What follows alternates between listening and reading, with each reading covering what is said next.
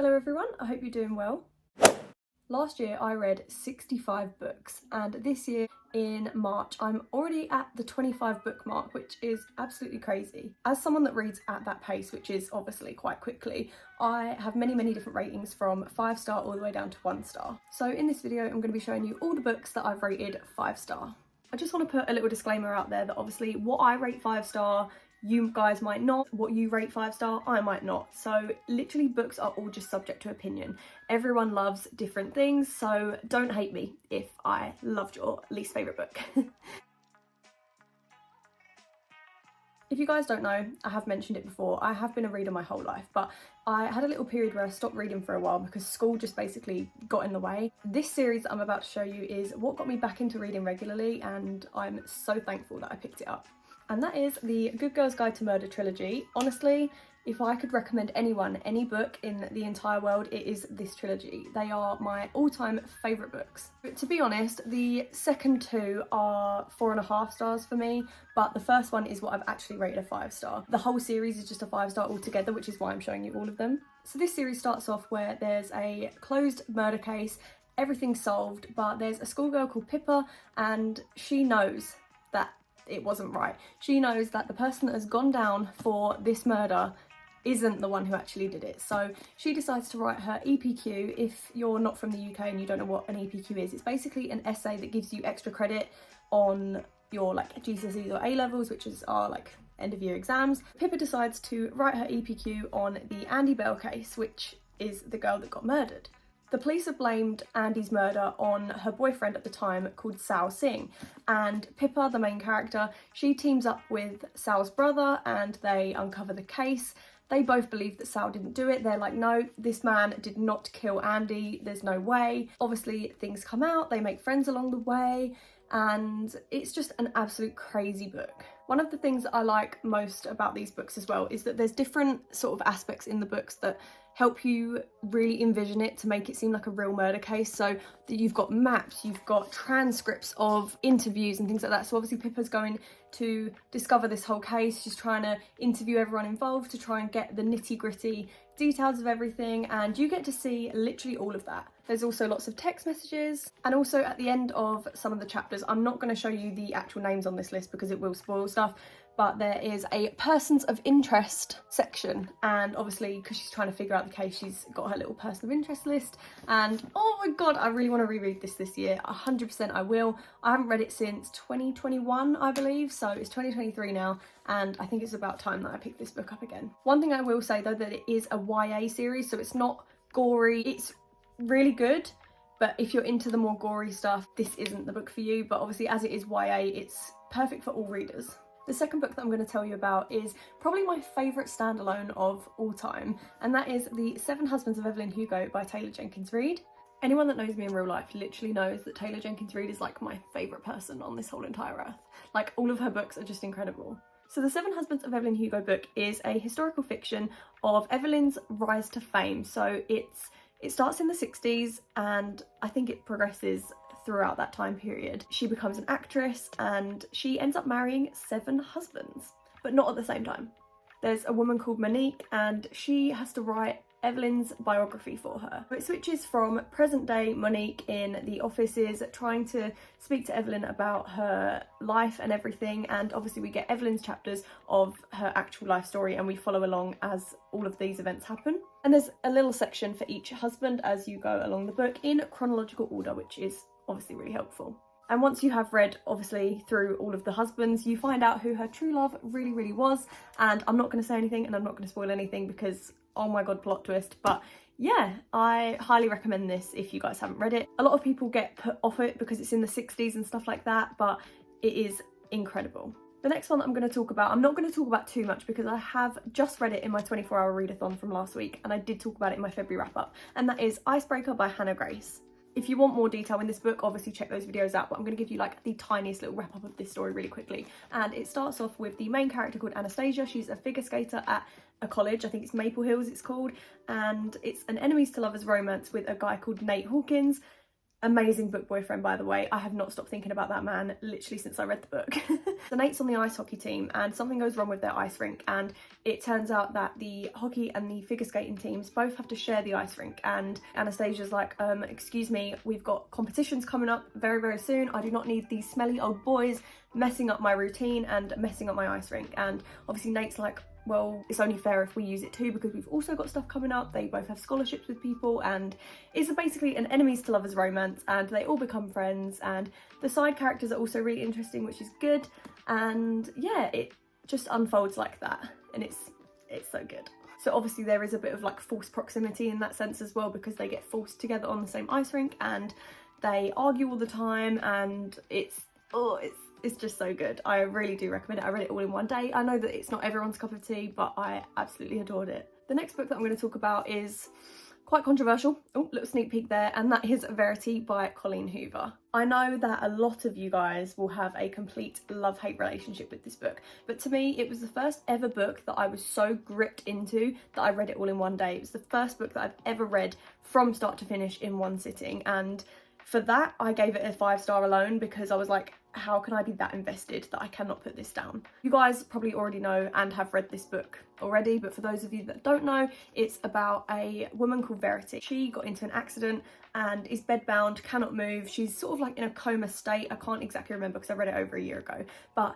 a woman called Lowen it's sort of like Evelyn Hugo in a vibe that where someone comes and writes her story for her, but as she's trying to figure out how to write Verity's life, Lowen comes across a manuscript that Verity didn't want anyone to actually see, and she gets so engrossed into reading it. So you get Verity's manuscript as one chapter and then Lowen's perspective as the second chapter, and it goes through like these lots of twists and turns. You find out a lot about Verity's life that she basically didn't intend anyone to read. She just wrote it for herself apparently, but I don't know. I am team manuscript all the way. If you've read the book, you'll know what I'm talking about. And team manuscript, 100,000,000%. If you guys have other opinions, I would love to know. But yeah, it's very, very interesting and quite weird. I wouldn't recommend it to anyone that doesn't like creepy, thrillery stuff, but I loved it. The next set of books everyone knows about. I don't even know why I'm going to bother showing you, but that is the Harry Potter series. This is very heavy, so I'm not going to hold up for too long, but obviously the whole Harry Potter series together is a 5-star, literally from start to finish the whole thing was a 5-star. But when I'm looking at specific individual books and rating them in that sense, the ones that I rated a 5-star was of course The Philosopher's Stone, which is the first one, and The Prisoner of Azkaban, where is it? The third one. I rated the first one a 5-star because it's just so nostalgic. It's where Harry first gets his Hogwarts letter, he gets on the Hogwarts Express for the first time, he finds out all of this new information and about his life and his parents and stuff like that, and I just think it's such a lovely book to read. Obviously, as someone that's been a fan of the books and the films for a really long time, it's just incredible. And of course, The Prisoner of Azkaban is my favourite film and my favourite book of all of the Harry Potter series altogether. I just love it. I love how Sirius gets involved. I love learning about the Blacks and that side of the family. Obviously, you do learn about them more as the story progresses throughout the rest of the books, but Prisoner of Azkaban is where things sort of start to come to light, and I just love it. That is obviously why I rated it a 5-star.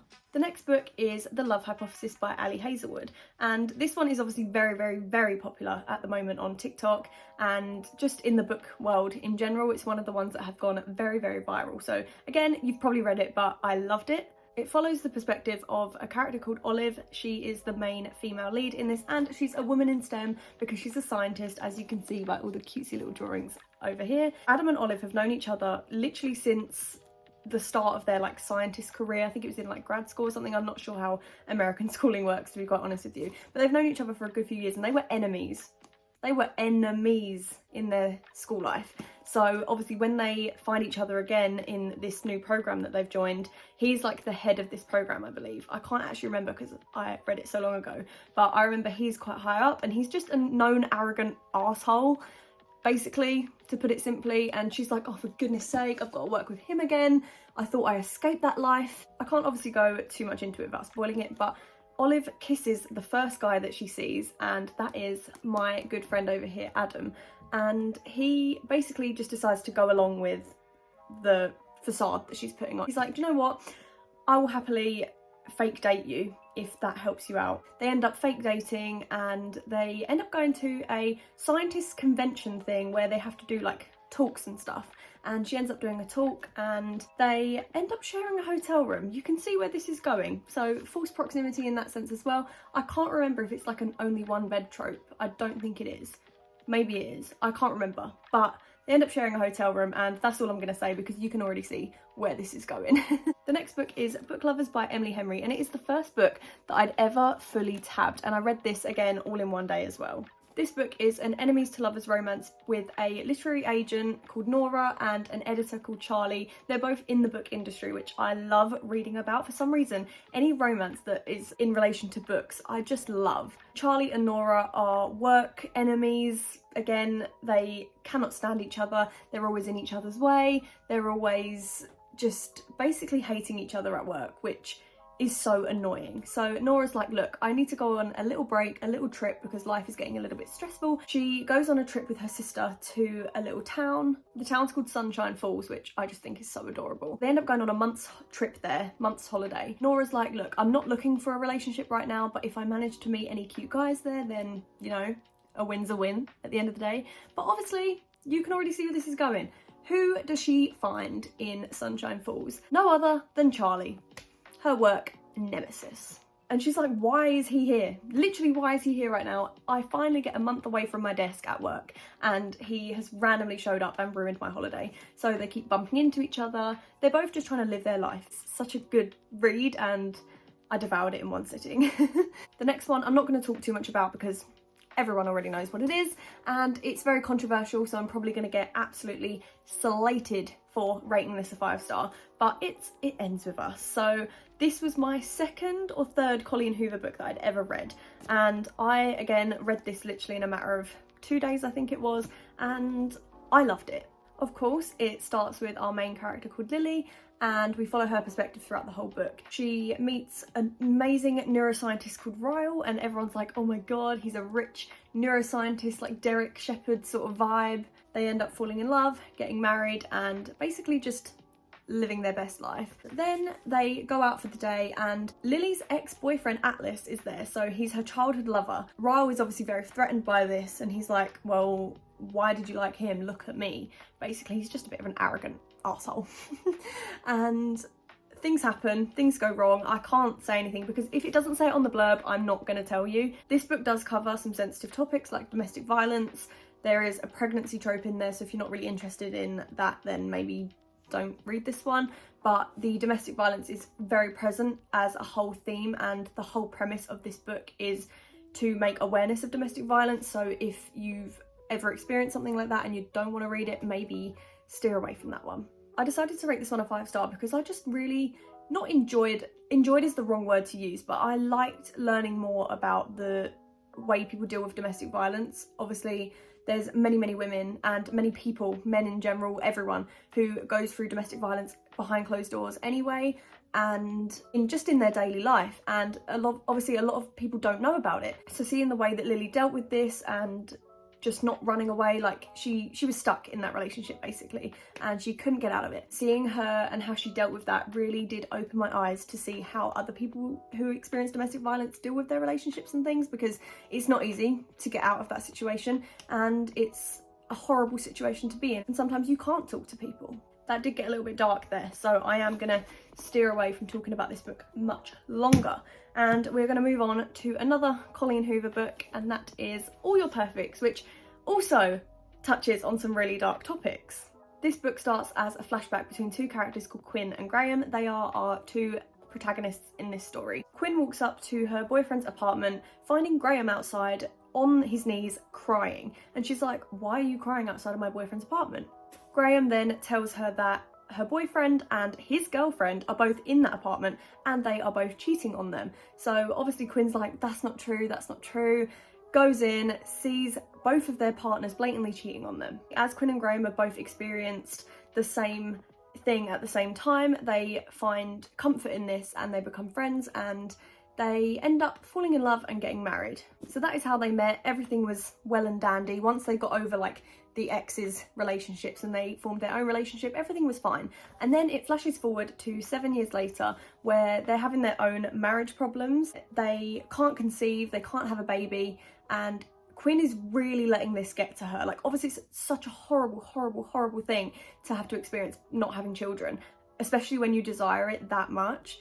But Quinn is letting it overtake her life. She doesn't want to do anything with Graham anymore because she's like, well, if it's not going to bring me a baby, what's the point? She's putting too much pressure on the relationship. She's distancing herself from him. Obviously, she doesn't know whether it's him who can't have babies, or if it's her, or if it's both of them, or if they can and it's just not happening. So that is putting a major, major strain on their relationship. So each chapter flashes between 7 years ago and 7 years ahead in the present. We basically see their relationship grow as a couple and how they're dealing with it now.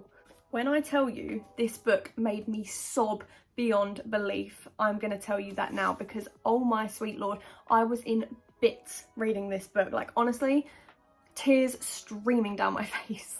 Again, if you struggle with any of the topics discussed in this book, then maybe steer away from that unless you want to read about it. That is obviously completely up to you, but I really loved it, and the fact that it made me feel such deep emotions and such deep emotional connections to these characters made me absolutely love it, and obviously rate it a 5-star. I feel like when I felt that deeply sorry for these characters, I was like, this has to be a 5-star read, because I felt like I knew them and I felt like I was in this story. This was part of my life. The last book that I'm going to talk about is it's Ignite Me by Tahereh Mafi, and this is the third main book in the Shatter Me series. Again, I did only just talk about it in my February wrap-up, so I'm not going to go too much into it. Obviously, I can't go too much into it as well because it is the third book in the series, and I don't want to spoil the first 2 books, so obviously anything that I tell you about this will basically ruin the plot of the first 2. But this book is... I literally don't know what to say about it without spoiling anything. I don't think I can. But all I will say about it is that there's a lot of like found family in these books, which is what I love most about them. Obviously lots of stuff happens to Juliet and she becomes friends with these certain people. I'm not going to say much because I know a lot of people that want to read these that haven't yet, who watch my videos. And they all become friends, and there's this big protection found family moment, and the big action scene at the end was absolutely incredible. It's something I've never read in my life before, and I love it. But for those of you that don't know, the Shatter Me series is a dystopian series, which basically means it's based on like a new world, post-war kind of vibe. The closest thing that I can ever relate to it to when people ask me what dystopian means is like the Hunger Games. If you've read or watched the Hunger Games, that is what dystopian is. And the whole series is about a girl called Juliet, and she's the main character in this whole story. She has a lethal touch power, which basically means that if you touch her, you die. And obviously we see her journey throughout the, I think, 11 books in the series, which is quite a lot, I will say. But I've only got 1 book left, and I'm actually really sad about it. But yeah, obviously if you want to read them, I can't say more because it will spoil it, but yeah. But that is all of the 18 books that I have rated 5-star. Obviously that includes the whole of the Harry Potter series and the whole of the Good Girls Guide to Murder series. In about 6 months time, probably at the end of the year, I will do an updated version of this because there will be a lot more 5-stars along the way. I will tell you that now. If you want to know about any of these books, especially the most recent ones that I've read in more detail, then check out my new wrap-up videos. I've done one for January and I've done one for February, but obviously I will be posting monthly wrap-up videos where I go more into the nitty-gritty details of all of the books that I've read. Also, that's obviously a way for you to see even my 1-star up to 5-star books. That's not just the 5 stars, that is literally everything laid out on the table for you guys, literally from start to finish, everything that I read in those months. Of course, if you are influenced in picking up any of the books I've spoken about in today's video, definitely check out trigger warnings, because a lot of the books, even the YA ones, even them, do cover some strange and dark topics that maybe could be triggering to some people, so definitely check them out before you pick them up, because I'm not going to be held responsible for you guys crying, please. We obviously don't want anyone getting upset, so just make sure that you read thoroughly and make sure that you know what you're reading before you do that, because a lot of books don't seem like they cover hard topics, but they do, and a lot of people are very horribly surprised sometimes. That is all for today's video. If you did like it, give it a thumbs up and subscribe down below, and also turn my post notifications on. I always forget to tell people that. But yeah, I love you guys lots, and I will see you in my next video. Thank you guys so much for watching. Bye!